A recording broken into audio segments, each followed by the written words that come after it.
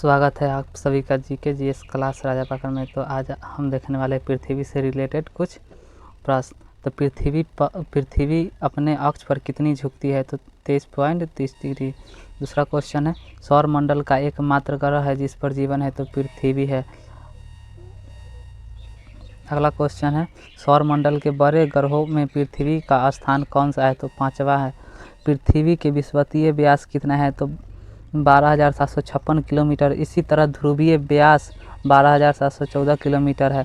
पृथ्वी अपने अक्ष पर किस दिशा में घूमती है? तो पश्चिम से पूरब की दिशा में घूमती है। अगला क्वेश्चन है, पृथ्वी अपने धुरी का चक्कर किस रफ्तार से और कितने समय में पूरा करती है? तो 1610 किलोमीटर प्रति घंटा की चाल से 23 घंटा 56 मिनट 4 सेकंड में करती है। अगला क्वेश्चन है, पृथ्वी की किस गति से दिन और रात होता है? तो घूर्णन की गति से। अगला क्वेश्चन है, पृथ्वी की किस गति से साल बनते हैं? तो परिक्रमण की गति से। पृथ्वी की किस गति से साल बनते हैं? तो परिक्रमण की गति से। अगला क्वेश्चन है, सूर्य की परिक्रमा करने में पृथ्वी को कितना समय लगता है? तो 365 दिन 5 घंटा 48 मिनट 46 सेकेंड, यानी कि ऐसे बोल सकते हैं 365 दिन 6 घंटा 365 दिन 6 घंटा।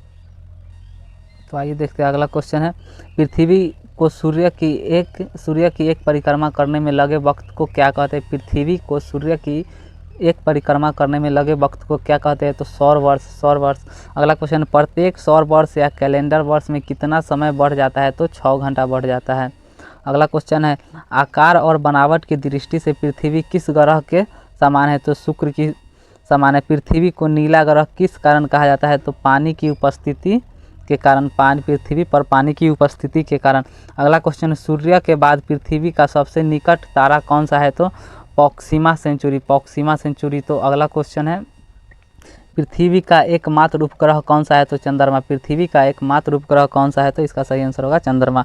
चंद्रमा की सतह और उसकी आंतरिक स्थिति का अध्ययन करने वाला विज्ञान क्या कहलाता है? सेलेनोलॉजी। अगला क्वेश्चन, चंद्रमा पर धूल के मैदान को क्या कहते हैं? तो शांति सागर। अगला क्वेश्चन, जीवाश्म ग्रह किसे कहा जाता है? तो चंद्रमा को। जीवाश्म ग्रह किसे कहा जाता है? तो चंद्रमा को। अगला क्वेश्चन है, चंद्रमा किसकी रोशनी से चमकता है? तो सूर्य की रोशनी से। चंद्रमा सूर्य की रोशनी से चमकता है। तो अगला क्वेश्चन, समुद्र में उठने वाले ज्वार भाटे की वजह क्या है? तो आपेक्षिक सौर्य एवं चंद्रमा की शक्तियों का अनुपात जो है कि 11:5 है। तो अगला क्वेश्चन है, चंद्रमा पर पाए जाने वाले चट्टानों चंद्रमा पर पाए जाने वाले चट्टानों में किस धातु की मात्रा सबसे अधिक होती है? तो टाइटेनियम की होती है।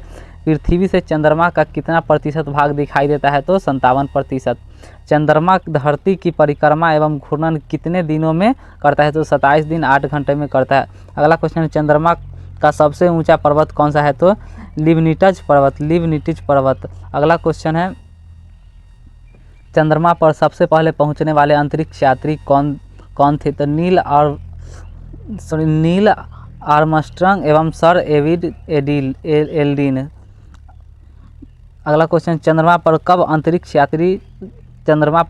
अंतरिक्ष यात्रियों ने पहुंचने में सफलता पाई? तो 21 जुलाई 1969 को। चंद्रमा पर पहली बार पहुंचने वाले अंतरिक्ष यात्री किस यान से गए थे? तो अपोलो 11 यान से। प्रकाश चक्र क्या है? तो वैसी काल्पनिक रेखा जो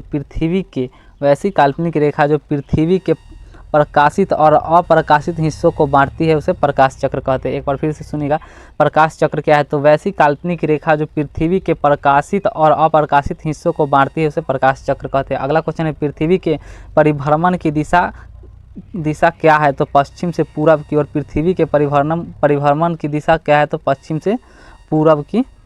और अगला क्वेश्चन है, जिन कक्षा में पृथ्वी सूर्य की परिक्रमा करती है उसे क्या कहते हैं? तो दीर्घवृत्तीय। जिन कक्षा में पृथ्वी सूर्य की परिक्रमा करती है उसे क्या कहते हैं? तो दीर्घवृत्तीय।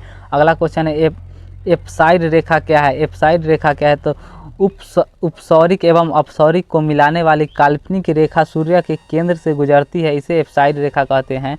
उपसौरिक एवं अपसौरिक को मिलाने वाली काल्पनिक रेखा सूर्य के केंद्र से गुजरती है, उसे एप्साइड रेखा कहते हैं। अगला क्वेश्चन है, उपसौरिक क्या है?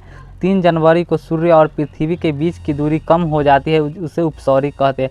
3 जनवरी को सूर्य और पृथ्वी की बीच की दूरी कम हो जाती है उसे उपसौरिक कहते हैं। अपसौरिक क्या है? जुलाई को पृथ्वी सूर्य से कुछ दूर चली जाती है, जुलाई को पृथ्वी सूर्य से कुछ दूर चली जाती है उसे अपसौरिक कहते हैं। तो अगला क्वेश्चन है अक्षांश क्या है? यह ग्लोब पर पश्चिम से पूरब की ओर खींची गई काल्पनिक रेखा है जिसे अंश में प्रदर्शित किया जाता है। अक्षांश क्या है? तो एक बार फिर से सुनिए, अक्षांश क्या है? तो यह ग्लोब पर पश्चिम से पूरब की ओर खींची गई काल्पनिक रेखा है जिसे अंश में प्रदर्शित किया जाता है उसे अक्षांश कहते हैं। अगला क्वेश्चन है किस रेखा को शून्य अंश की स्थिति माना जाता है? तो विषुवत रेखा को। अगला क्वेश्चन है देशांतर क्या है? यह ग्लोब पर उत्तर से दक्षिण की ओर खींची जाने वाली काल्पनिक रेखा है। देशांतर क्या है? तो यह ग्लोब पर उत्तर से दक्षिण की ओर खींचे जाने वाली काल्पनिक रेखा है। अगला क्वेश्चन है किसी स्थान पर समय ज्ञात कर किन रेखाओं के आधार पर किया जाता है? तो देशांतर रेखा पर। किसी स्थान पर समय ज्ञात किन रेखाओं के आधार पर किया जाता है? तो इसका आंसर होगा देशांतर रेखा पर।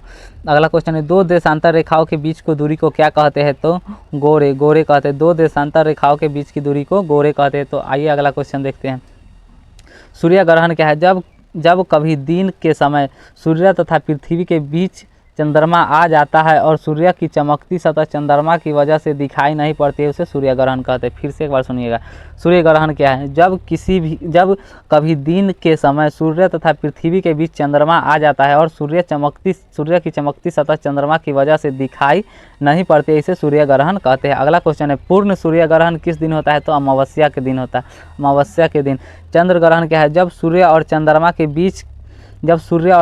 के बीच पृथ्वी आ जाती है तो सूर्य की पूरी रोशनी चंद्रमा पर नहीं पड़ती इसे चंद्र ग्रहण कहते हैं। एक बार फिर से सुनिए, जब सूर्य और चंद्रमा के बीच पृथ्वी आ जाती है तो सूर्य की पूरी रोशनी चंद्रमा पर नहीं पड़ती इसे चंद्र ग्रहण कहते हैं। अगला क्वेश्चन है पूर्ण चंद्र ग्रहण किस रात को होता है? तो पूर्णिमा की रात को होता है। अगला क्वेश्चन देखिएगा, समय का निर्धारण कैसे किया जाता है?